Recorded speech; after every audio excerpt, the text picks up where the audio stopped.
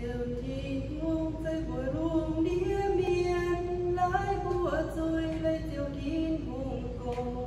chiều giờ tia cơn lên buồn Giêsu ơi chiều trôi miền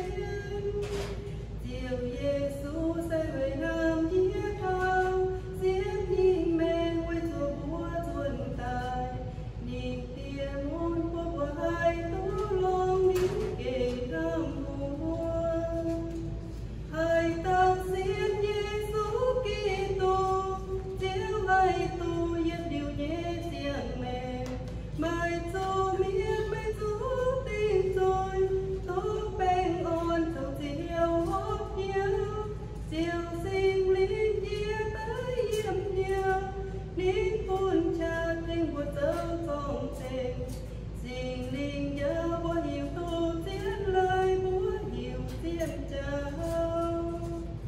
hai tao xin Giêsu Kitô chiếu hai tu yên điều nhé riêng mẹ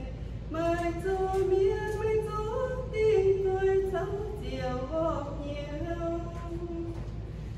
Ok, không giảm mà. Ok.